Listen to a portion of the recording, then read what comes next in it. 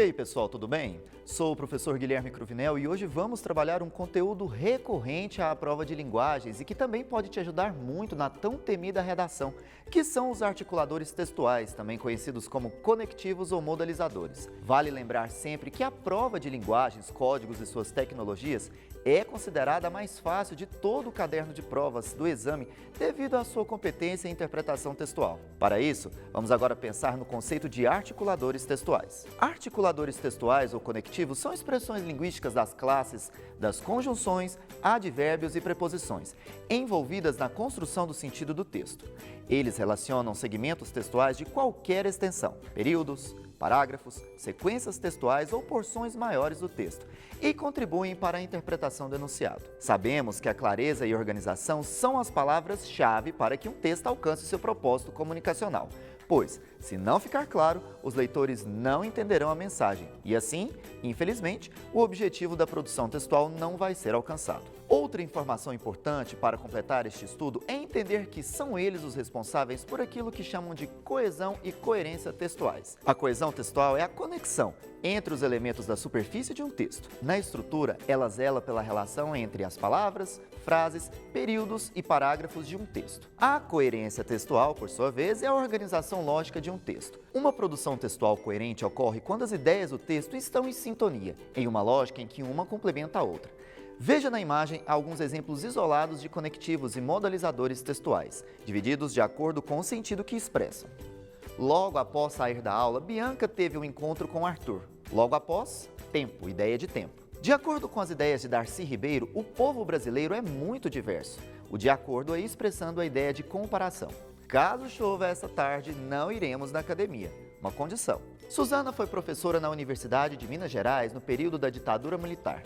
Além disso, foi coordenadora do Departamento de Artes vinculado à Secretaria de Cultura do município de Belo Horizonte. Então aí nós temos uma adição à ideia principal aí do período. É provável que Thomas não venha trabalhar hoje, uma ideia de dúvida. Certamente Cecília esteve envolvida no caso de roubo, enfatizou. Os estudantes poderão utilizar diversos locais da faculdade durante o evento, ou seja, o anfiteatro, a biblioteca, o refeitório e o pátio. Uma ideia de explicação. Com o intuito de ganhar mais votos para as eleições, Joaquim divulgou muito o seu trabalho, com a finalidade aí no contexto. Bom, em resumo, podemos notar o aumento das taxas alfandegárias durante o período apresentado, uma ideia de conclusão. O aquecimento global tem afetado diretamente o ser humano e os animais. Como resultado, temos a extinção de muitas espécies, ideia de causa. Embora o Brasil seja um país diverso, podemos encontrar singularidades em muitas regiões do país, ideia de contraste. Bom, espero que tenha ficado claro para você o conceito e o uso dos conectivos. Em poucas palavras, tais recursos textuais são importantes para a melhor compreensão do processo de construção do texto e do discurso. O emprego inadequado dos conectivos pode constituir um problema, tanto na produção textual quanto na recepção de textos, o que interfere na sua interpretação. E para você é altamente recomendável tratar da função destes recursos linguísticos e de seu uso na construção da coerência e coesão textuais. Bom, e agora é hora de ilustrar o assunto com algumas questões que já caíram no Enem.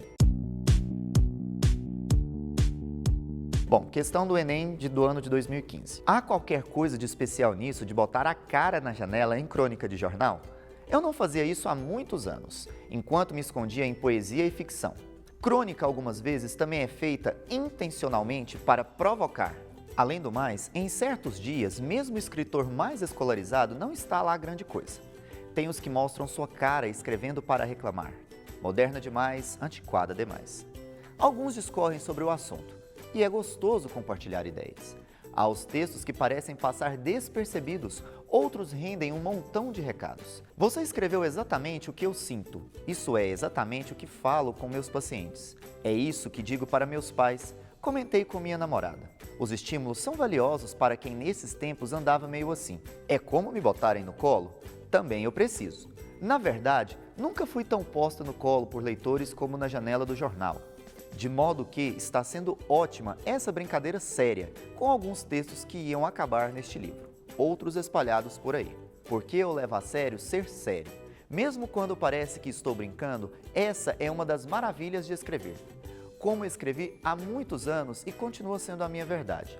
Palavras são meu jeito mais secreto de calar. Os textos fazem uso constante de recursos que permitem a articulação entre suas partes.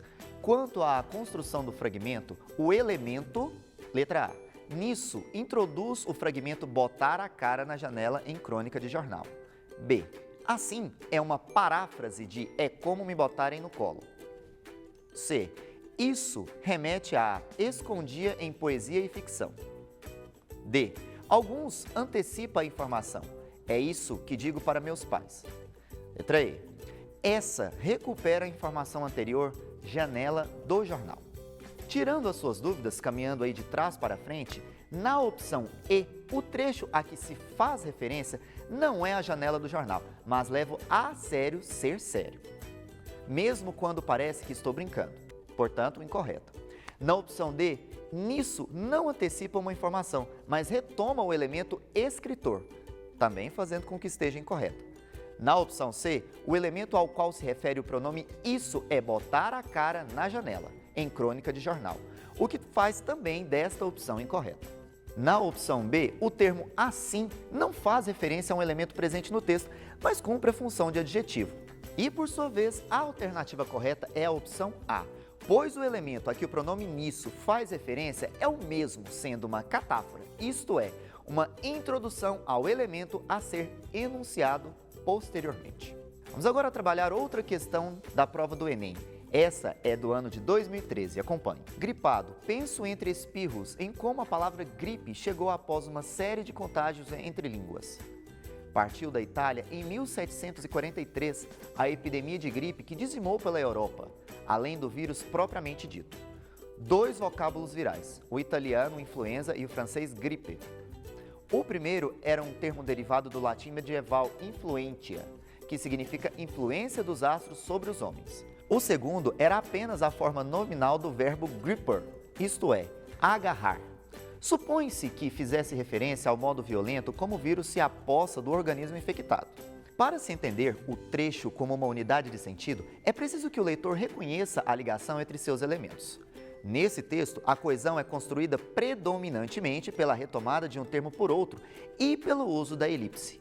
O fragmento do texto em que a coesão por elipse do sujeito é: letra A. A palavra gripe nos chegou após uma série de contágios entre línguas. B. Partiu da Itália em 1743 a epidemia de gripe. C. O primeiro era um termo derivado do latim medieval influentia, que significava influência dos astros sobre os homens. D. O segundo era apenas a forma nominal do verbo gripper. E. Supõe-se que fizesse referência ao modo violento como o vírus se apossa do organismo infectado. Na resolução desta questão, temos que em todas as alternativas ocorre o emprego de sujeito simples e explícito na frase.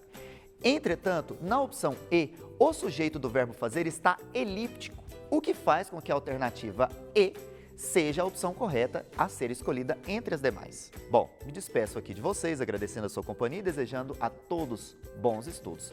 Logo mais você terá outras aulas sobre linguagens aqui no Goiás Bem no Enem. Até a próxima. Tchau, tchau. Mais um episódio do Goiás Bem no Enem finalizado. Obrigado pela audiência, um salve para você de casa e também para os alunos que estão assistindo nos aulões presenciais em todo o estado de Goiás. Foco nos estudos, mas claro, sem deixar de viver. Tenha uma boa alimentação, durma bem e tire um tempo para o lazer. Grande abraço, bons estudos e tchau, tchau.